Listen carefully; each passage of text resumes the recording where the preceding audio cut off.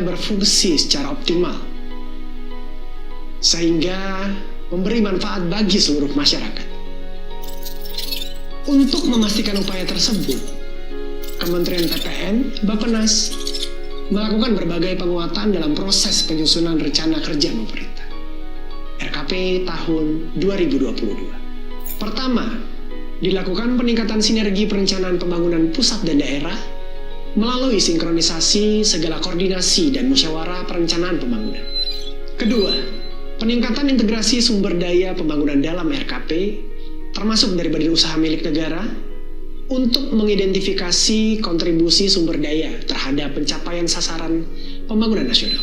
Ketiga, optimalisasi pelaksanaan evaluasi pembangunan dalam penyusunan dokumen RKP 2022 untuk memastikan koherensi baik intra maupun antar dokumen. Juga akan dipastikan arsitektur kinerja RKP untuk memenuhi kaidah kerangka kerja logis yang terdiri dari prioritas nasional, program prioritas, kegiatan prioritas, major project, proyek prioritas, proyek rencana output. Untuk lebih menjamin proyek pembangunan yang bermanfaat bagi masyarakat, dilakukan penerapan mekanisme clearinghouse pada proyek prioritas strategis atau major project. Clearinghouse terdiri dari penyusunan project executive summary, cascading, project info memo, and quality assurance terhadap major project, agar terpenuhi segala kriteria yang dapat menjamin keterpaduan dan kesiapan pelaksanaan proyek. Penguatan ini diharapkan menghasilkan proyek yang dapat dinikmati oleh masyarakat secara optimal. Sebagai penjabaran tahun ketiga RPJMN 2020-2024, RKP 2022 mengusung tema pemulihan ekonomi dan reformasi struktural. Tema ini adalah semangat kita semua untuk membangkitkan kembali perekonomian bangsa dan negara dan melepas diri dari tekanan pandemi COVID-19. Upaya untuk mewujudkan tema ini dijabarkan ke dalam 10 fokus strategi pembangunan di tahun 2022, beserta indikator kinerja untuk merepresentasikan keberhasilannya. 10 strategi yang dimaksud adalah: 1. Meningkatkan nilai tambah sektor industri. 2. Mempercepat pemulihan dan pertumbuhan sektor pariwisata. 3. Meningkatkan ketahanan pangan masyarakat. 4. Meningkatkan peran usaha mikro, kecil, dan menengah dalam ekonomi nasional. 5. Meningkatkan pemerataan infrastruktur. 6. Meningkatkan pemerataan dan kualitas layanan digital. 7. Meningkatkan capaian penurunan emisi gas rumah kaca.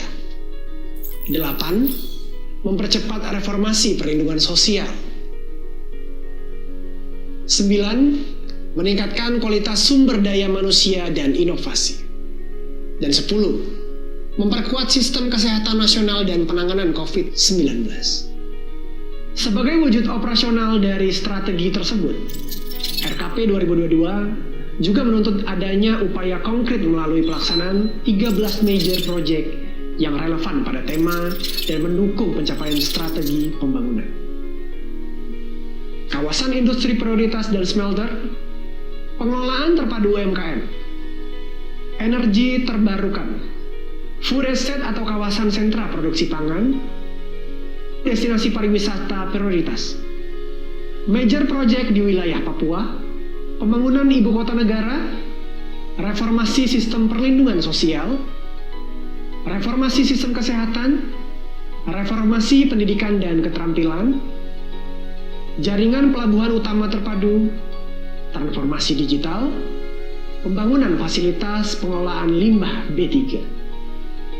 Pada akhirnya, dokumen RKP tahun 2022 akan menjadi acuan proses perencanaan, penganggaran, dan pelaksanaan pembangunan bagi pemerintah pusat dan daerah.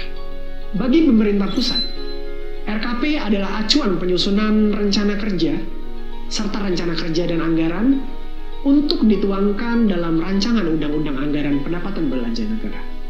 Bagi pemerintah daerah, RKP adalah acuan penyusunan rencana kerja pemerintah daerah untuk dituangkan dalam rancangan peraturan daerah anggaran pendapatan belanja daerah.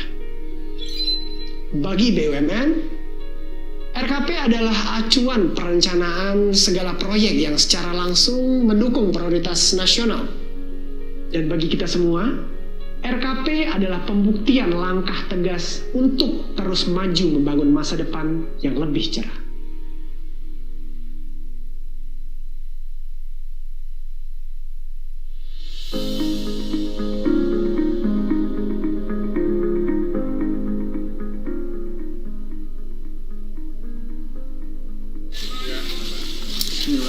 Kita bacain doa ala hazini ya walikulinya di barakatin.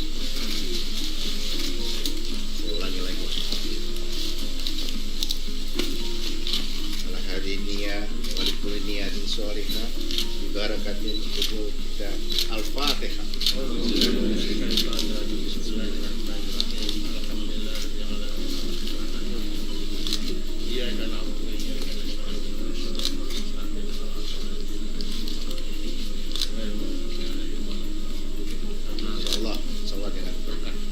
Ridhonya semuanya bisa berjalan dengan lancar. Amin.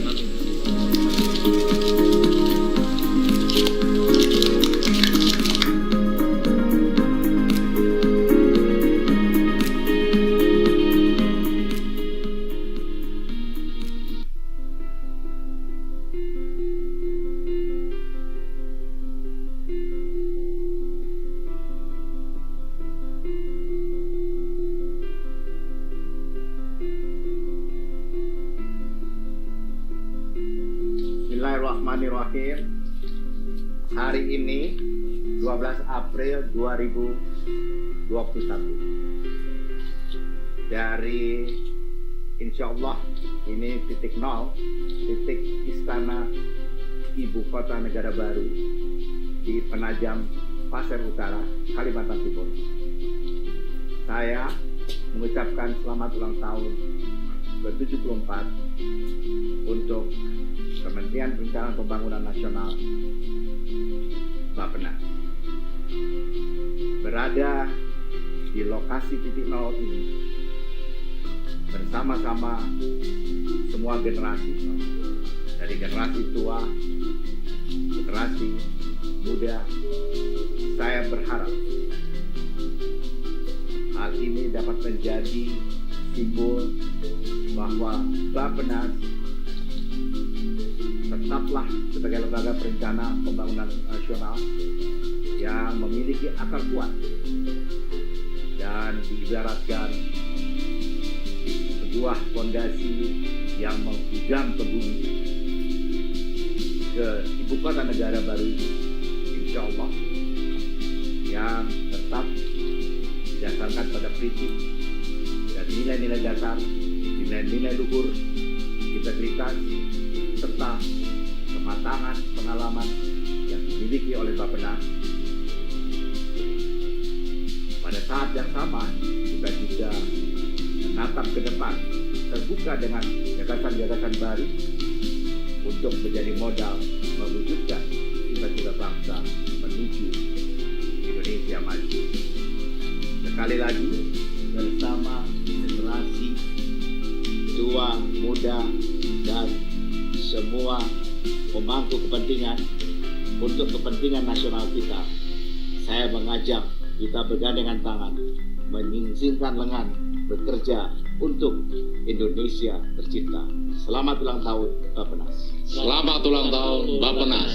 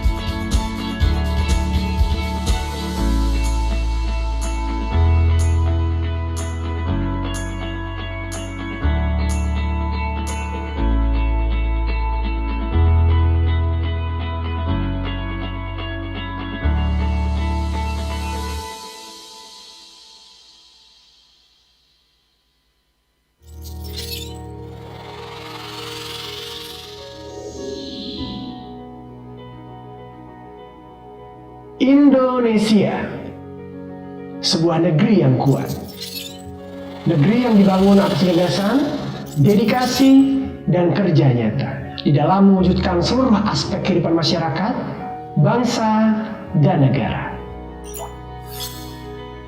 Tugas kita itu menjamin deliver, bukan hanya menjamin send. Dan saya tidak mau birokrasi pekerjaannya hanya sending saja. Saya minta dan akan saya paksa bahwa tugas birokrasi adalah making deliver. Sebagai realisasinya, penting untuk mengubah paradigma birokrasi. Tidak hanya sampai pada output, tapi memastikannya berfungsi secara optimal, sehingga memberi manfaat bagi seluruh masyarakat. Untuk memastikan upaya tersebut, Kementerian PPN, Bappenas, melakukan berbagai penguatan dalam proses penyusunan rencana kerja pemerintah RKP tahun 2022. Pertama, dilakukan peningkatan sinergi perencanaan pembangunan pusat dan daerah melalui sinkronisasi segala koordinasi dan musyawarah perencanaan pembangunan. Kedua, peningkatan integrasi sumber daya pembangunan dalam RKP, termasuk dari badan usaha milik negara, untuk mengidentifikasi kontribusi sumber daya terhadap pencapaian sasaran pembangunan nasional. Ketiga, optimalisasi pelaksanaan evaluasi pembangunan dalam penyusunan dokumen RKP 2022 untuk memastikan koherensi baik intra maupun antar dokumen. Juga akan dipastikan arsitektur kinerja RKP untuk memenuhi kaidah kerangka kerja logis, yang terdiri dari prioritas nasional, program prioritas, kegiatan prioritas, major project, proyek prioritas, proyek region output. Untuk lebih menjamin proyek pembangunan yang bermanfaat bagi masyarakat, dilakukan penerapan mekanisme clearinghouse pada proyek prioritas strategis atau major project. Clearinghouse terdiri dari penyusunan project executive summary, cascading, project info memo, and quality assurance terhadap major project, agar terpenuhi segala kriteria yang dapat menjamin keterpaduan dan kesiapan pelaksanaan proyek. Penguatan ini diharapkan menghasilkan proyek yang dapat dinikmati oleh masyarakat secara optimal. Sebagai penjabaran tahun ketiga RPJMN 2020-2024, RKP 2022 mengusung tema pemulihan ekonomi dan reformasi struktural. Tema ini adalah semangat kita semua untuk membangkitkan kembali perekonomian bangsa dan negara, dan melepas diri dari tekanan pandemi COVID-19. Upaya untuk mewujudkan tema ini dijabarkan ke dalam 10 fokus strategi pembangunan di tahun 2022, beserta indikator kinerja untuk merepresentasikan keberhasilannya. 10 strategi yang dimaksud adalah: 1. Meningkatkan nilai tambah sektor industri. 2. Mempercepat pemulihan dan pertumbuhan sektor pariwisata. 3. Meningkatkan ketahanan pangan masyarakat. 4. Meningkatkan peran usaha mikro, kecil, dan menengah dalam ekonomi nasional. 5. Meningkatkan pemerataan infrastruktur. 6. Meningkatkan pemerataan dan kualitas layanan digital. 7. Meningkatkan capaian penurunan emisi gas rumah kaca. 8. Mempercepat reformasi perlindungan sosial. 9. Meningkatkan kualitas sumber daya manusia dan inovasi. Dan 10. Memperkuat sistem kesehatan nasional dan penanganan COVID-19. Sebagai wujud operasional dari strategi tersebut, RKP 2022 juga menuntut adanya upaya konkret melalui pelaksanaan 13 major project yang relevan pada tema dan mendukung pencapaian strategi pembangunan.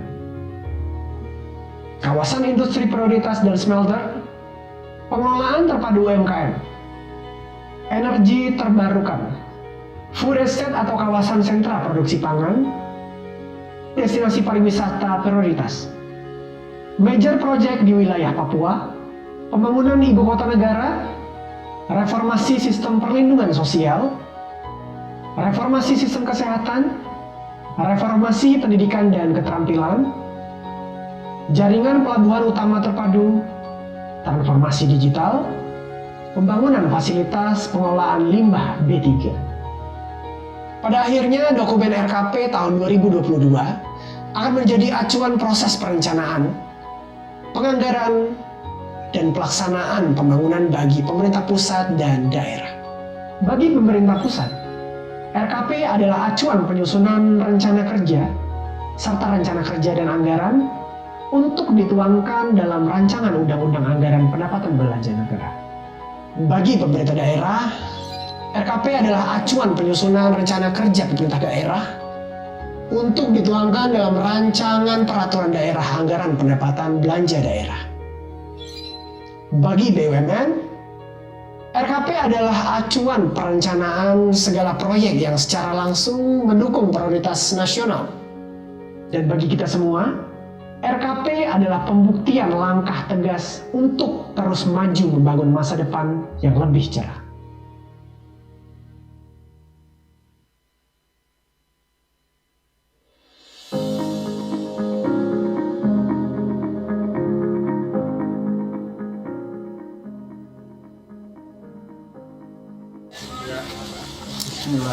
Kita bacain doa ala hadiniya walikulinya dibarakatin. Ulangi lagi. Ala hadiniya walikulinya disorina dibarakatin untuk kita al-fatihah.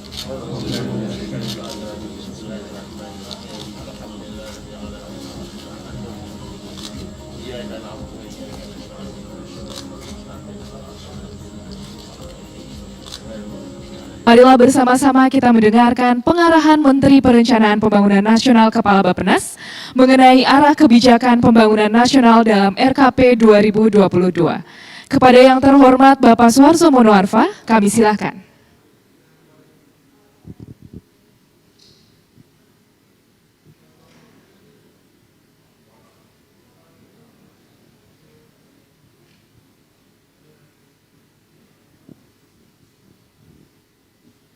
Bismillahirrahmanirrahim.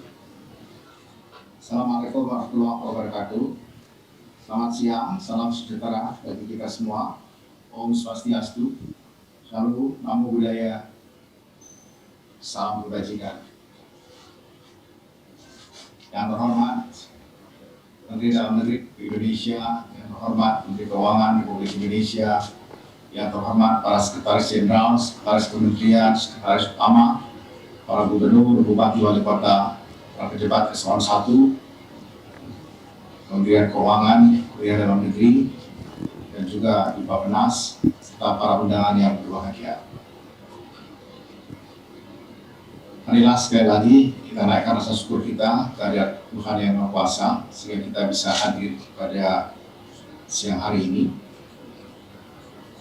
Dan kesempatan ini, karena saya mulai terkait dengan rencana kerja pemerintah tahun 2022.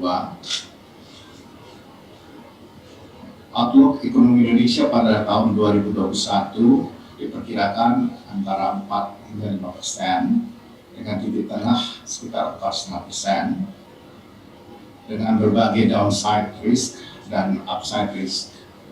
Pada triwulan pertama tahun 2021, ekonomi Indonesia kami perkirakan masih akan sedikit terkontraksi pada kisaran minus 0,6 hingga minus 0,9, di mana peningkatan belanja pemerintah dan ekspor akan menjadi bantalan yang dapat menahan ekonomi Indonesia tidak terkontraksi lebih dalam. Isyarat awal pemulihan ekonomi sudah nampak terlihat, dan momentum ini tentu perlu terus dijaga dengan cara tetap menjaga protokol kesehatan secara ketat dan fokus mengendalikan COVID-19 dengan konsisten.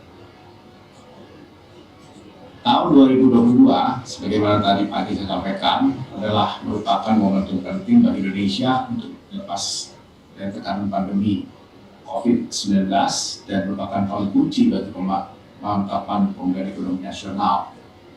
Sehingga ekonomi Indonesia tahun 2022 semestinya didorong untuk tumbuh lebih tinggi. Kita menyadari bahwa COVID-19 mengubah trajektori ekonomi Indonesia. Karena itu kita memerlukan segala daya upaya untuk mengembalikan kondisi ekonomi daripada trajektori sebelum pandemi. Sebab manakala kita tidak tumbuh misalnya di bawah 6%, maka sulit kita kembali kepada trajektori sebelum pandemi. Dan tanpa pertumbuhan yang tinggi, Indonesia akan lama mengembalikan dalam posisi sebelum pandemi. Untuk mewujudkan keinginan kita untuk mengembalikan pada trajektori, dibutuhkan sebuah redesign transformasi ekonomi. Dan redesign transformasi ekonomi ini memang harus sedemikian rupa mampu menempatkan ekonomi Indonesia di perekonomian global tidak dalam posisi yang tertekan. Dan kita juga berharap jangan sampai GDP per kapita kita ditinggal oleh Vietnam pada tahun 2037 dan oleh Filipina tahun 2037 dan oleh Vietnam pada tahun 2043. Kalau kita lihat dalam kurva di kanan bawah itu ditunjukkan bagaimana kita mengkhawatirkan total faktor productivity kita yang terus menurun dan bahkan saat ini menjadi yang terendah di kawasan Asia. Pandemi sesungguhnya harus kita manfaatkan untuk sebagai momentum bagaimana mengevaluasi banyak hal, termasuk dalam hal ini kinerja di sistem kesehatan nasional kita yang ternyata masih menunjukkan kerentanan. Kita lihat pencegahan masih belum optimal, fasilitas kesehatan, farmasi dan alat kesehatan yang belum optimal, kapasitas tenaga kesehatan yang masih terbatas, pemanfaatan pembiayaan kesehatan yang belum efisien. Karena itu pada tahun 2022 kita perlu terus melanjutkan dan memperkuat pelaksanaan reformasi sistem kesehatan yang mencakup antara lain meningkatkan keamanan dan ketahanan kesehatan, health security and resilience, menjamin akses supply side layanan kesehatan yang berspesial di Indonesia, dan meningkatkan peran serta masyarakat dan memperkuat upaya promotif dan preventif. Dengan sistem dan kesehatan yang terreformasi sedemikian rupa, kita berharap tingkat kesehatan masyarakat membaik dan menurun berbagai kasus kesehatan seperti tuberkulosis, malaria, kusta, dan stunting. Kondisi ini tentu harus beriringan dengan membaiknya fasilitas kesehatan dan terpenuhinya tenaga kesehatan. Sebagaimana yang telah disampaikan sebelumnya, bahwa RKP tahun 2022 mengusung tema pemulihan ekonomi dan reformasi struktural. Pemulihan ekonomi yang didukung oleh reformasi struktural itu meliputi reformasi sistem kesehatan nasional, reformasi sistem perlindungan sosial, serta reformasi pendidikan dan keterampilan. Selain dukungan dari reformasi struktural, pemulihan ekonomi juga dilakukan melalui pemulihan daya beli dan usaha, serta diversifikasi ekonomi. Tantangan yang dihadapi Indonesia tentu bukan saja pemulihan ekonomi nasional dalam jangka menengah ini, dan kita bagaimana melepaskan diri dari tekanan-tekanan itu. Dan salah satunya yang didesain oleh Bappenas adalah menyusun sebuah transformasi ekonomi yang kita mulai. Untuk itu ada 6 strategi dalam konteks meredesain transformasi Indonesia setelah COVID ini, dan menggunakan tujuan pembangunan berkelanjutan Sustainable Development Goals sebagai instrumen utama. Keenam strategi itu yang titik beratnya tentunya adalah bagaimana kita bisa membentuk sumber daya manusia yang berdaya saing, kemudian produktivitas sektor hukum, terutama industrialisasi, modernisasi pertanian, UMKM. Kemudian kita juga mulai mempromot ekonomi hijau seiring dengan kebutuhan akan pemulihan green economy pasca COVID, dan pentingnya green economy untuk sumber pertumbuhan baru bagi Indonesia di masa. Transformasi digital juga menjadi tuntutan karena percepatan kemampuan digitalisasi harus sampai di seluruh pelosok tanah air, mencakup seluruh aspek kehidupan masyarakat.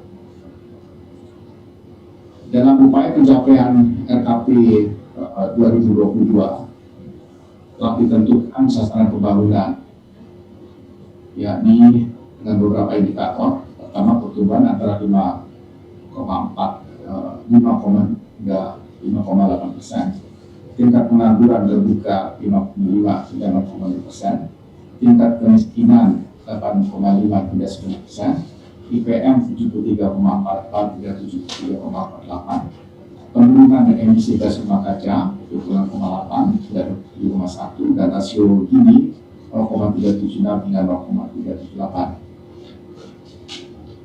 RKP 2022 juga memberikan perhatian tinggi pada tingkat kesejahteraan para nelayan.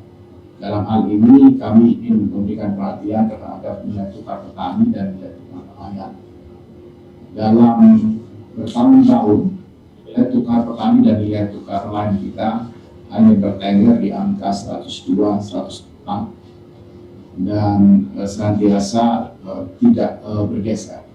Di beberapa belajar dari beberapa negara terdekat seperti di ASEAN, misalnya Thailand, itu nilai tukar petani di atas 110, Cina bahkan bisa sampai 140 tergantung komoditasnya. Dan peningkatan nilai tukar petani dan nilai tukar nelayan ini dengan sendirinya akan menekan kemiskinan, sebab sebagian besar masyarakat miskin itu di daerah agraris.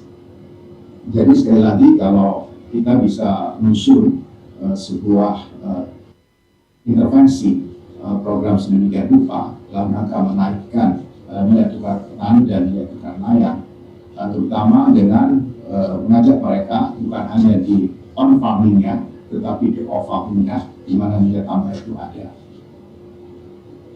Untuk mencapai sasaran 6 sasaran tadi, ada 10 strategi pembangunan yang mencakup meningkatkan nilai tambah sektor industri, mempercepat pemulihan dan pertumbuhan sektor pariwisata, meningkatkan ketahanan pangan masyarakat, meningkatkan peran UMKM, meningkatkan pemerataan infrastruktur, meningkatkan pemerataan dan kualitas layanan digital, meningkatkan capaian penurunan emisi gas rumah kaca, mempercepat reformasi perlindungan sosial, dan meningkatkan kualitas SDM, dalam hal ini juga inovasi, serta tentu memperkuat sistem kesehatan nasional, utamanya penanganan COVID. Pelaksanaan RKP tahun 2022 juga menitikberatkan pada pelaksanaan major project dalam rangka mewujudkan pemulihan ekonomi dan reformasi struktural. Terdapat 13 major project utama yang menjadi penekanan dalam pelaksanaan RKP tahun 2022, yaitu kawasan industri dan smelter, peningkatan peran UMKM, akselerasi pengembangan energi terbarukan, dan konservasi energi, food estate, destinasi wisata prioritas, major project di wilayah Papua, kota negara, dan kemudian reformasi sistem pendidikan sosial, sistem kesehatan nasional, reformasi pendidikan keterampilan, jaringan utama pelabuhan terpadu, transformasi digital, dan pembangunan fasilitas pengolahan limbah B3. Untuk itu semua, penyiapan major project dilakukan dengan menerapkan clearing house prioritas pembangunan nasional agar manfaatnya dirasakan oleh masyarakat luas. Sebagaimana tadi sampai disampaikan. Pada tahun 2022, investasi tentu akan menjadi aktor utama dalam mendorong laju pertumbuhan ekonomi. Untuk mencapai pertumbuhan ekonomi di tahun 2022 itu dibutuhkan investasi sebesar 5.891,4 hingga 5.931,8 triliun. Untuk itu dibutuhkan investasi non pemerintah, terutama dari swasta dan BUMN. Kedua, ini menjadi pemicu investasi dan menggerakkan sektor-sektor yang sedang idle. Hari ini sekitar 83% dari kebutuhan investasi nasional diharapkan dapat dikontribusi oleh investasi swasta. Di sisi lain, IPOR Indonesia tahun 2022 diharapkan lebih baik, yaitu sekitar 6,24%, sehingga dengan demikian investasi dapat mendorong pertumbuhan ekonomi lebih efisien. Hadirin yang kami hormati, anggaran belanja Kementerian Lembaga Publik tahun 2022 adalah 955 triliun, sebesar 305,7 triliun untuk belanja operasional dan untuk non operasional sebesar 649,3 triliun, termasuk di dalamnya cadangan senilai 45 triliun. Quality spending anggaran pada tahun 2020 menjadi semakin penting, mengingat persediaan anggaran belanja Kementerian Lembaga pada tahun indikatif 2020 lebih rendah dari refocusing APBN 2021. Untuk itu, penggunaan pagu indikatif tahun 2022 direncanakan untuk beberapa hal penting. Pertama, dalam memfokuskan keberlangsungan proyek berjalan agar tidak mangkrak, mengutamakan KL proyek yang terkait langsung dengan pemulihan ekonomi, mengamankan kebutuhan vaksin, mempersiapkan alokasi untuk kebutuhan negara, mengalokasikan pagu untuk kegiatan terjadwal antara lain pemilu 2024. Pada pagu indikatif tahun 2022, prioritas nasional 3 dalam meningkatkan sumber daya manusia berkualitas dan berdaya saing mendapatkan alokasi sebesar 237 triliun. Kemudian untuk PN 5, prioritas nasional 5 memperkuat infrastruktur, dialokasikan 125,7 triliun. Untuk prioritas nasional mengembangkan wilayah untuk mengurangi kesenjangan dan menjamin pemerataan, alokasinya sebesar 106,2 triliun. Pemulihan pembangunan juga ditekankan pada beberapa major project yang diharapkan mendukung pemulihan ekonomi. Major project tersebut antara lain adalah pengembangan kawasan industri dan smelter, food estate, destinasi wisata, formasi kesehatan nasional, reformasi pendidikan, keterampilan, dan transformasi digital. Seperti kita ketahui bahwa RKP tahun 2022 memiliki 7 prioritas nasional. Ini sebagai contoh, sebagai gambaran dapat kami uraikan menentukan perencanaan pada masing-masing prioritas nasional. Pada prioritas nasional 1, misalnya memperkuat ketahanan ekonomi untuk pertumbuhan yang berintegritas dan berkeadilan, itu didukung oleh 8 program prioritas. Sasaran utama prioritas nasional satu ini adalah meningkatkan daya dukung dan kualitas sumber daya ekonomi sebagai modalitas bagi pembangunan ekonomi yang berkelanjutan dan meningkatnya nilai tambah lapangan kerja, investasi, ekspor, dan daya saing perekonomian. Nah, pelaksanaan prioritas nasional 1 juga didukung oleh 9 major project, antara lain 10 destinasi pariwisata prioritas, 11 kawasan industri prioritas dan smelter, food estate, dan penguatan jaminan serta 350 korporasi petani dan nelayan.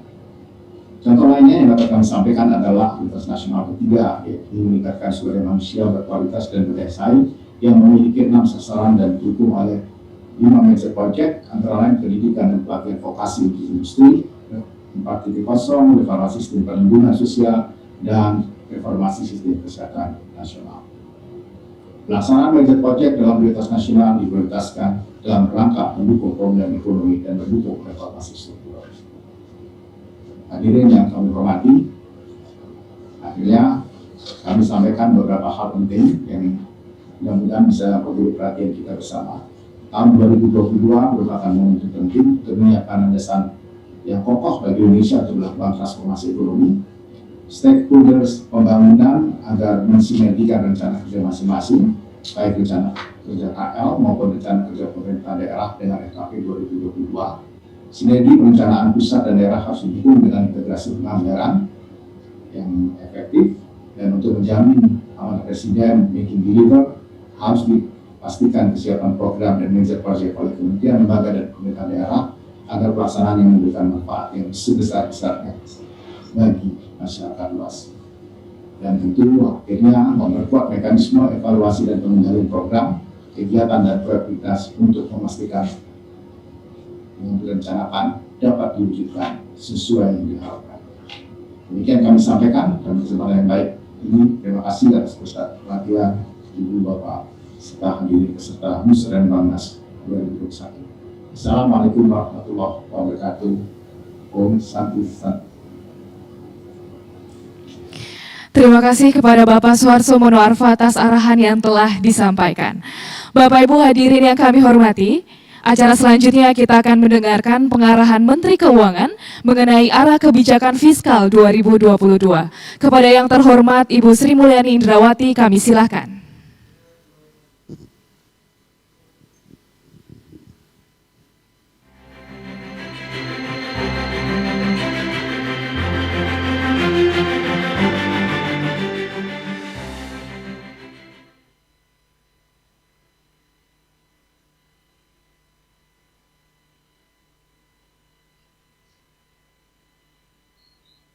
Terima kasih.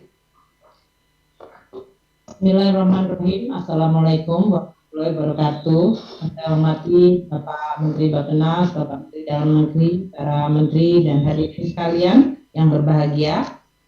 Izinkan saya untuk menyampaikan arah kebijakan fiskal 2022 di dalam rangka kita membahas dalam musyawarah rencana pembangunan nasional. Tema dari kebijakan fiskal tahun 2022 seperti tadi yang telah disampaikan juga Pak Menteri Bappenas adalah sejajar, yaitu pemulihan ekonomi dan reformasi struktural. Dalam pembahasan ini saya ada 3 topik yang akan saya sampaikan, bagaimana COVID dan tantangan besar di dalam pemulihan ekonomi nasional serta struktural, sebagian tadi telah disampaikan oleh Pak Menteri Bappenas. Kemudian yang kedua, konsolidasi fiskal sebagai syarat keberlanjutan dari pembangunan ekonomi ke depan. Dan ketiga adalah arah kebijakan fiskal tahun 2022. Ibu Bapak sekalian, kita memahami bahwa COVID adalah suatu fenomena yang luar biasa. Tadi pagi Bapak Presiden telah menyampaikan dan juga diulang oleh Pak Suharso, bahwa ini merupakan suatu shock yang sifatnya global, mengguncang ekonomi dunia dan Indonesia dan membutuhkan sebuah instrumen untuk mengatasinya, baik instrumen fiskal, moneter, maupun kebijakan lainnya. Dari sisi perekonomian, tentu yang tadinya ekonomi Indonesia diharapkan tumbuh 5% di atas, dan kemudian merosot menjadi minus 2,1, ini menggambarkan hilangnya kesempatan ekonomi nasional untuk bisa tumbuh sebesar 1.356 triliun. Dan untuk bisa menahan kemerosotan ekonomi akibat pandemi, kita menggunakan instrumen APBN atau fiskal secara luar biasa. Untuk pertama kalinya dalam 20 tahun terakhir, kita membuka defisit di atas 3% yang selama ini diatur dalam Undang-Undang Keuangan Negara dan Perencanaan Negara. APBN tahun 2020 merespons secara sangat fleksibel dan cepat, dan seperti tadi yang disampaikan oleh Bapak Presiden, kita harus terus di dalam merencanakan dan menghadapi situasi, harus mampu secara fleksibel dan responsif melihat perubahan, tantangan maupun berbagai kesempatan yang muncul. Yang tidak berubah adalah tujuannya, dalam hal ini meningkatkan kesejahteraan rakyat, melindungi masyarakat kita. Dan itulah yang dilakukan oleh APBN tahun 2020 dengan meningkatkan belanja sebesar 284, sementara dalam kondisi pendapatan negara yang mengalami penurunan 16%, yaitu 312,8 triliun. Program PEN didesain dengan 579,8 triliun di dalam rangka untuk melakukan counter cyclical dan melindungi masyarakat dari ancaman COVID. Dengan demikian, APBN mengalami defisit 6,1% dan ini meningkatkan utang neto sebesar 1.226 triliun. Untuk tahun 2021 kita tetap fokus menangani COVID, dan itu adalah dengan menggunakan lagi APBN sebagai counter cyclical. Belanja negara tetap dinaikkan 156,5 triliun, di mana untuk PEN naik lagi menjadi 699,43 triliun. Ini adalah kenaikan lebih dari 20% dari anggaran PEN tahun lalu. Karena fokus kita tetap melindungi masyarakat, membantu mereka yang rentan, dan menolong dunia usaha, sambil kita terus melakukan fungsi-fungsi pemerintah di dalam mengatasi perekonomian yang menghadapi ancaman nyata dari COVID ini. Dan defisit tahun ini 5,7% yang menyebabkan utang neto kita akan meningkat 1.177 triliun. Inilah yang harus menjadi tantangan ke depan tahun 2022, di mana kita perlu untuk mengakselerasi pemulihan ekonomi dan sekaligus juga memulihkan kembali kesehatan APBN yang sudah bekerja sangat keras dalam 2 tahun berturut-turut menghadapi pandemi ini. Namun risiko ke depan tidak hanya dalam bentuk COVID, yang sekarang ini kasus globalnya sudah di atas 800.000 per hari dan muncul varian baru. Tapi juga kita harus melihat bahwa gelombang COVID ini terjadi di berbagai negara yang sangat besar, yang bisa menimbulkan sebuah varian baru yang mungkin akan menimbulkan komplikasi di dalam penanganan COVID. Dan pada saat yang sama kita melihat meskipun program vaksinasi dimulai di seluruh dunia, namun aksesnya tidak merata. Sambil kita melihat pandemi COVID yang luar biasa besar dan menimbulkan dampak yang sangat luar biasa, kita juga melihat masih ada faktor-faktor eksternal dan domestik yang sangat mempengaruhi kondisi ekonomi kita di tahun ini dan tahun depan. Dan ini pasti akan mempengaruhi desain APBN kita ke depan. Perubahan kebijakan fiskal moneter di negara maju yang pasti menimbulkan spillover, apakah itu dalam bentuk inflasi, suku bunga global, dan kemudian berujung kepada volatilitas nilai tukar dan capital flow yang mengalami volatilitas juga. Disparitas pemulihan ekonomi dunia juga akan menyebabkan perubahan atau dinamika antar negara, termasuk dari sisi stimulus maupun kemampuan untuk memperoleh vaksin. Di sisi lain, pemulihan dari beberapa negara besar dalam perekonomian seperti RRT Amerika Serikat dan to some extent sekarang mulai dengan Eropa akan membuat harga komoditas mengalami peningkatan yang sangat kuat. Ini mirip seperti yang terjadi tahun 2009, di mana akan memunculkan suatu boom komoditas yang mungkin harus diantisipasi, positif maupun negatifnya. Dan kita lihat di dalam domestik kita, pemulihan ekonomi kita masih belum merata antar sektor-sektor yang mungkin lebih mudah pulih dan yang lebih sulit pulih, juga antar daerah. Sektor industri keuangan kita harus terus dijaga karena mereka masih di dalam posisi untuk mendukung pemulihan, namun mereka juga melihat adanya kinerja dari sektor usaha yang perlu untuk diwaspadai. Dan yang terakhir tentu perubahan teknologi yang tadi Bapak Presiden bicara luar biasa, sangat detail dan banyak, terutama teknologi digital dan perubahan iklim. Dua faktor ini akan terus mempengaruhi dan men-shape kondisi perekonomian Indonesia yang terbuka dan size-nya cukup besar, geografis besar, populasinya besar. Inilah yang harus menjadi perhatian bagi kita semua, policy maker di pusat dan di daerah. Dari pusat kita akan menggunakan seluruh kebijakan secara berimbang dari sisi APBN, terukur dan terarah, azas kehati-hatian terutama sesudah kita 2 tahun berturut-turut menggunakan APBN secara extraordinary. Namun juga dari sisi APBD, keuangan daerah harus juga turut berpartisipasi mendorong pemulihan ekonomi dan sinkron dengan arah yang dilakukan oleh pemerintah pusat. Karena kalau tidak bisa saja APBN di pusat melakukan arah untuk menuju counter cyclical, di sisi di daerah bisa saja mereka arahnya justru tidak sesuai dengan keinginan pusat. Ini akan menimbulkan kompleksitas karena APBD di daerah dan transfer ke daerah itu sepertiga dari APBN kita, ditambah dengan APBD jumlahnya cukup mempengaruhi perekonomian Indonesia. Oleh karena itu, koordinasi dan sinergi kelembagaan dan antara pusat dan daerah menjadi suatu keharusan.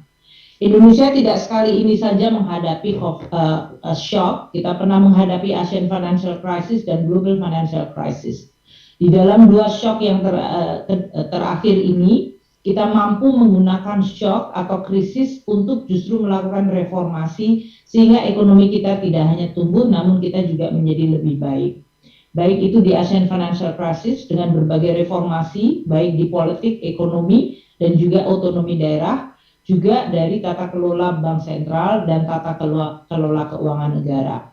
Global Financial Crisis menyebabkan kita mereform di sektor OJK dan Komite Stabilitas Sistem Keuangan dibentuk.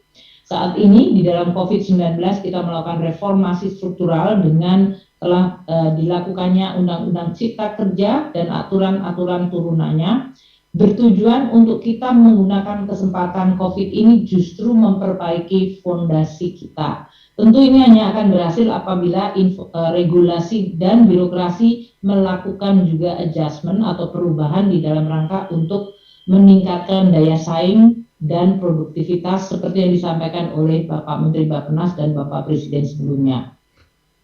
Apabila kita mampu melakukan reform struktural, maka pertumbuhan ekonomi akan lebih didorong oleh investasi dan ekspor. Dan ini merupakan suatu pertumbuhan yang lebih sehat dibandingkan apabila hanya tergantung kepada konsumsi dan APBN.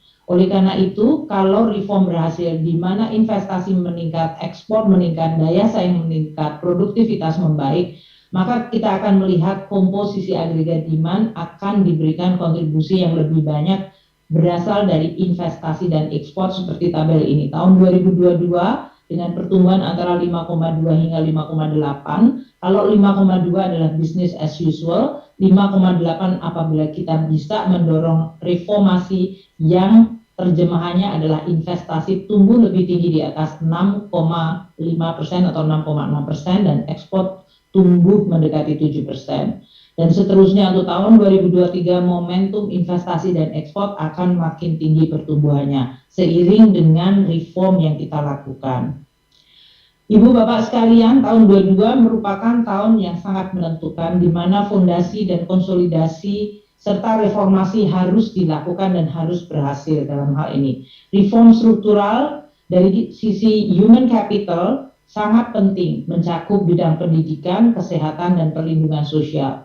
Bapak Presiden telah menyampaikan sangat elaborate tadi mengenai peranan teknologi dan mindset kita untuk terus melakukan perencanaan dan perubahan dengan berbagai perubahan yang kita hadapi, termasuk teknologi digital. Saya berharap seluruh anggaran dan dukungan APBN di dalam membangun human capital akan dibarengi dengan reformasi di bidang pendidikan, kesehatan, dan perlindungan sosial secara komprehensif dengan menggunakan teknologi digital yang tadi telah disampaikan oleh Bapak Presiden dan peranan pemerintah daerah yang sangat luar biasa penting karena pendidikan dan kesehatan adalah dua fungsi yang didelegasikan ke daerah dan APBN kita untuk anggaran pendidikan dan kesehatan juga didelegasikan ke daerah cukup signifikan. Perlindungan sosial kita tentu perlu untuk mendapatkan tadi data dengan menggunakan artificial intelligence maupun digital teknologi yang makin akurat sehingga inklusivitas dari mereka yang memang harus dilindungi dan mereka yang tidak seharusnya mendapatkan perlindungan sosial itu bisa makin tajam. Kita juga perlu transform ekonomi kita dengan meningkatkan produksi dan pertumbuhan berkelanjutan dengan membangun infrastruktur untuk membangun konektivitas dan mobilitas dan mendukung produktivitas, serta reform di sektor birokrasi dan regulasi. Makin simpel, makin sederhana, makin responsif, dan makin cepat. Itu yang selalu ditekankan oleh Bapak Presiden. Dari sisi fiskal, kita perlu untuk melakukan terus reformasi dari sisi perpajakan, reformasi penganggaran, dan pembiayaan. Tiga hal yang sangat penting bagi pilar keuangan negara kita. Karena APBN bekerja extremely sangat keras dalam suasana COVID ini, maka APBN harus kembali dijaga lagi sehingga dia akan menjadi instrumen yang tetap sehat dan berkelanjutan. perpajakan dari sisi basis dan peningkatan kepatuhan, dari sisi penganggaran zero based budgeting dan prioritas yang makin efisien dan sinergis dan berbasiskan hasil, serta pembiayaan yang makin prudent, inovatif, dan sustainable. Konsolidasi fiskal ini adalah untuk menyehatkan dari sisi kebijakan makro kita, namun tetap bisa mendorong dan mendukung reformasi struktural. Apakah itu dari sisi terciptanya pertumbuhan ekonomi yang berkelanjutan, di mana kebijakan fiskal baik dari sisi penerimaan maupun dari sisi belanja untuk fungsi stabilisasi dan distribusi, juga untuk mengoptimalkan reformasi struktural, mendukung Undang-Undang Cipta Kerja, dan menggunakan Sovereign Wealth Fund sebagai instrumen mengakselerasi ekonomi namun tetap berkelanjutan dan prudent, serta bagaimana APBN tidak menimbulkan crowding out atau berkompetisi dengan pendanaan swasta untuk pembangunan. Dari perspektif risiko makrofiskal, kita perlu mempercepat reform fiskal dari sisi perpajakan dan spending, mengendalikan rasio dan risiko utang kita, apakah dari sisi debt ratio, interest ratio, dan debt service ratio-nya, dan menghindari makin berkurangnya ruang fiskal. Dan dari sisi konsistensi kebijakan, maka konsistensi kebijakan penanganan COVID yang sifatnya extraordinary harus semakin secara bertahap menjadi kepada kondisi normal dengan fondasi terutama di sistem kesehatan yang harus semakin baik. Dan Undang-Undang Nomor 2 Tahun 2020 yang memberikan waktu 3 tahun bagi APBN untuk melakukan tugas yang luar biasa ini menghadapi COVID dan memulihkan ekonomi, sehingga APBN bisa kembali disehatkan sesudah 3 tahun bekerja ekstra keras. Reform di sektor fiskal ini akan didukung lebih spesifik dari sisi perpajakan atau pendapatan negara, yaitu bagaimana menggali potensi dan peningkatan tax ratio, perluasan basis pajak terutama dengan adanya era digital economy dan e-commerce. Kita juga akan melaksanakan cukai plastik dan tarif PPN yang akan dibahas di dalam undang-undang ke depan. Sistem perpajakan yang sejalan dengan struktur perekonomian akan makin memberikan kontribusi perpajakan yang lebih seimbang dan tidak tergantung kepada satu atau dua sektor tertentu saja. Karena perekonomian Indonesia yang semakin terdiversifikasi dari sektor primer seperti pertanian, perkebunan, pertambangan, hingga sektor sekunder seperti dari sisi manufaktur, dan juga sektor tersier seperti perdagangan dan jasa yang lain. Semuanya memberikan kontribusi yang seharusnya terefleksikan di dalam penerimaan negara. Pengelolaan aset negara harus makin ditingkatkan, tidak hanya sekedar sebagai hasil dari belanja modal, namun juga harus mampu mendukung kegiatan ekonomi yang produktif, termasuk melayani masyarakat. Dan tata kelola kebijakan yang akan ditingkatkan terutama di dalam melaksanakan Undang-Undang PNBP yang sudah menjadi undang-undang baru sebagai landasan. Dari sisi belanja, kita akan melakukan penekanan pada efisiensi belanja, fokus program prioritas, karena Bapak Presiden selalu menyampaikan fokus kepada prioritas dan tidak diecer-ecer untuk seluruh kegiatan, berorientasi kepada hasil dan harus menjadi salah satu cara untuk meningkatkan daya tahan ekonomi kita. Transformasi subsidi bansos kita untuk menjadi makin akurat dan juga makin inklusif, serta efektivitas perlindungan sosial dari sisi akurasi data dan integrasi serta sinergi dari berbagai program perlindungan sosial.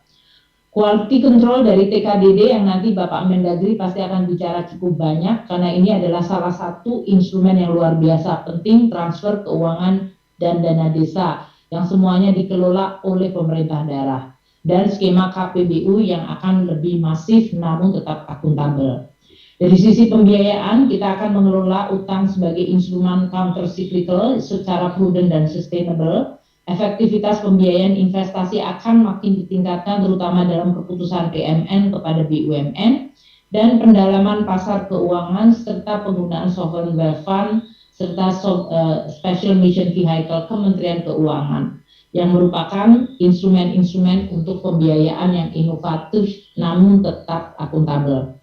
Arah kebijakan tahun 2022 dari sisi APBN atau fiskal adalah untuk tahun 2021 kita melihat bahwa APBN kita masih akan dihadapkan pada berbagai perkembangan pemulihan ekonomi, sehingga penerimaan negara akan sangat tergantung kepada kondisi dunia usaha, harga komoditas, dan bagaimana akselerasi pemulihan ekonomi kita. Kalau kita lihat rasio pendapatan negara tahun 2021 adalah 9,9%, seluruh dengan perpajakan tambahan 8,2%, sehingga kita akan melihat seluruh dari sisi perpajakan baik pajak dan bea dan cukai akan mengkontribusikan seluruh penerimaan negara yang cukup besar. PNBP juga akan makin ditingkatkan terutama berhubungan dengan sumber daya alam, kemudian dividen dari BUMN yang saat ini mengalami tekanan, dan kualitas layanan terutama untuk BLU yang mengelola dana dan aset yang luar biasa cukup besar. Untuk belanja negara, fokus kita adalah untuk bagaimana kita mendukung reformasi di dalam rangka peningkatan SDM atau human capital. Baik untuk pendidikan, kesehatan, dan perlindungan sosial, dan memperkuat daya saing terutama untuk pembangunan infrastruktur, konektivitas, dan mendukung infrastruktur untuk produktivitas. Arah kebijakan belanja KL tahun 2002 adalah belanja pegawai tetap dikendalikan dengan tetap mempertahankan daya beli dari konsumsi aparatur negara, tetap dilakukan reform birokrasi secara bertahap berdasarkan prioritas dari ketersediaan anggaran. Belanja barang akan terus juga diefisienkan untuk kegiatan-kegiatan yang merupakan prioritas. Penyediaan belanja pemeliharaan akan tetap dijaga untuk menjaga nilai aset negara, dan efisiensi belanja barang yang diserahkan kepada pemerintah daerah maupun masyarakat, dengan lebih memfokuskan pada sinergi antara kementerian lembaga dengan pemerintah daerah dan sumber pendanaannya. Untuk belanja modal ditujukan kepada bagaimana mendukung dan menyelesaikan berbagai program-program infrastruktur yang masih berjalan, namun tetap dengan prioritas yang makin tajam karena ruang fiskal kita yang semakin terbatas. Agenda digitalisasi akan didukung dengan infrastruktur digital yang merupakan prioritas tinggi dan pengembangan infrastruktur dasar, terutama untuk menjangkau daerah yang tertinggal, terluar, dan termiskin. Untuk bansos, penyaluran bansos menjadi sangat penting untuk berbagai program yang selama ini sudah reguler membantu masyarakat kita yang paling rentan dengan PKH, kartu sembako, KIP kuliah, premi PBI, JKN, dan melaksanakan integrasi program perlinsos secara bertahap, sehingga dia makin terlihat siapa keluarga-keluarga yang memang pantas dan harus mendapatkan perlindungan dari negara karena kondisi mereka, dan mana yang memang harus kemudian tidak masuk di dalam kelompok yang mendapatkan perlindungan. Demikian juga dengan subsidi di bidang energi yang harus makin terintegrasi dengan bansos dan perlindungan sosial secara targeted.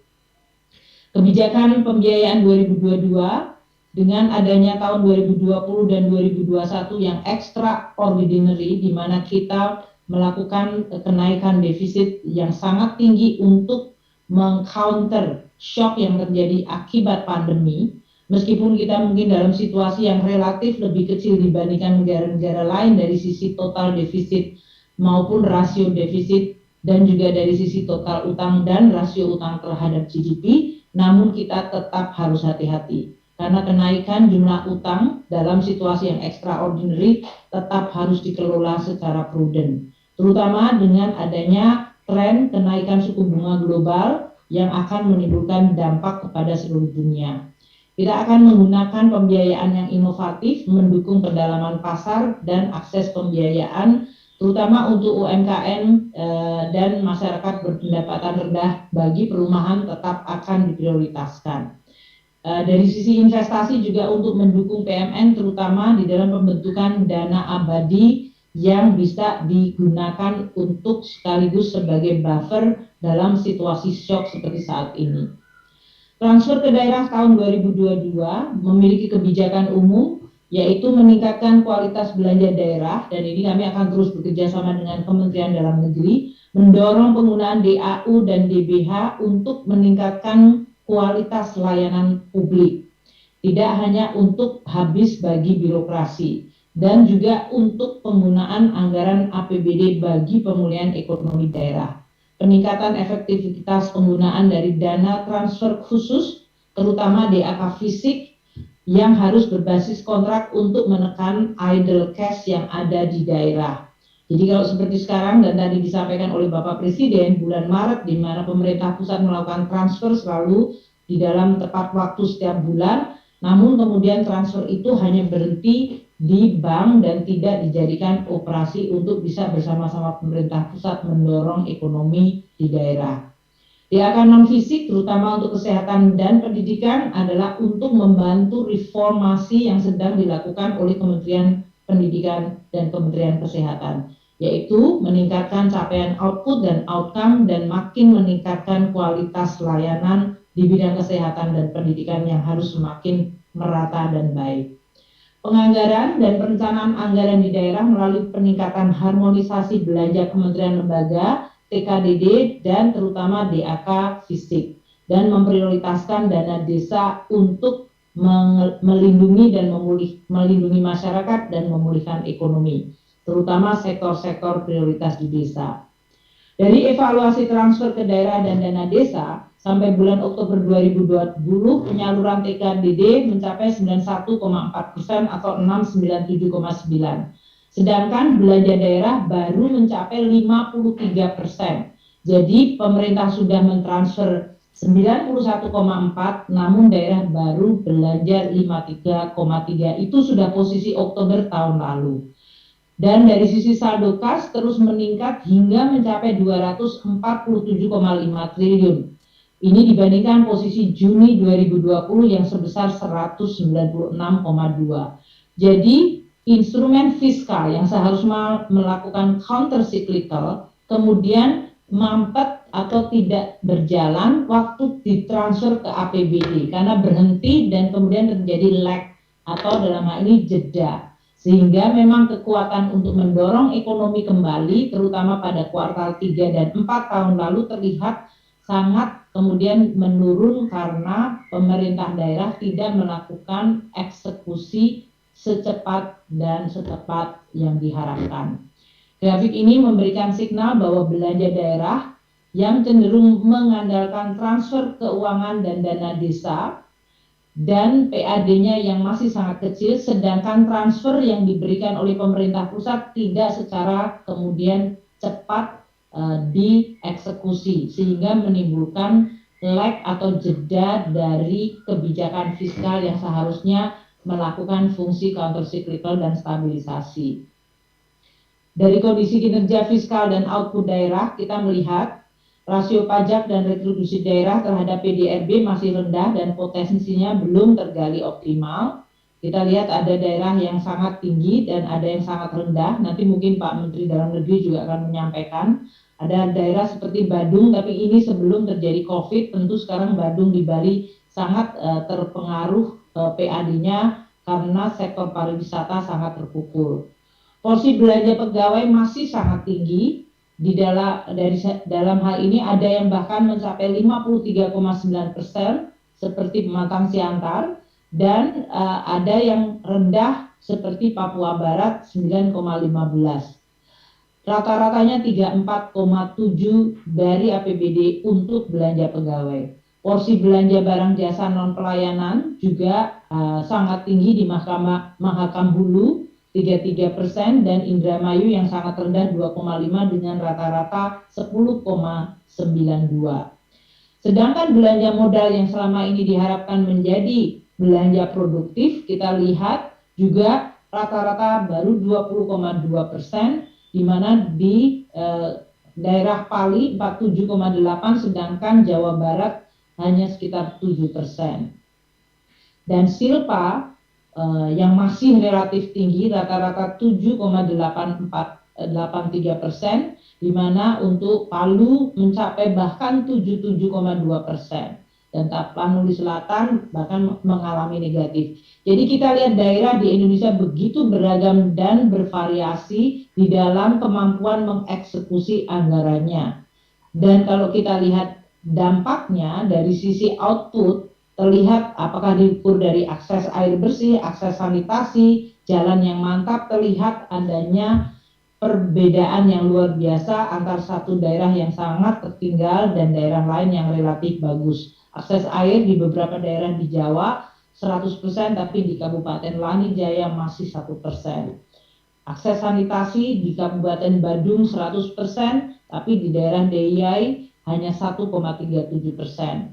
Akses jalan mantap yang daerah Badung dan Depok 100%, tapi di daerah Asmat hanya 3,69%.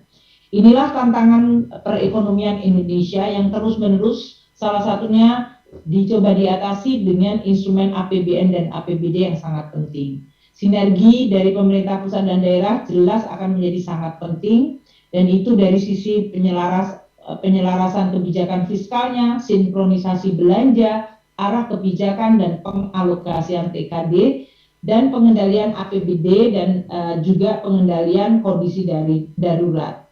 Dalam hal ini menjadi penting karena setiap saat Indonesia juga dihadapkan pada ancaman dari kondisi natural disaster atau bencana alam.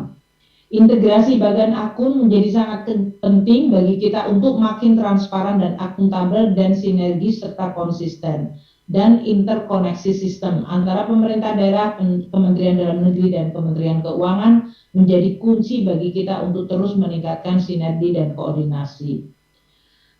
Kami mungkin akan skip saja mengenai HKPD. Saya akan menyampaikan bahwa dari sisi kita, reform dari sistem hubungan keuangan pusat dan daerah akan menjadi sangat penting di dalam kita untuk meningkatkan peran APBD dari sistem perpajakannya, manajemen keuangan daerah, kualitas belanjanya, hubungan keuangan pusat dan daerah, dan harmonisasi belanja pusat dan daerah.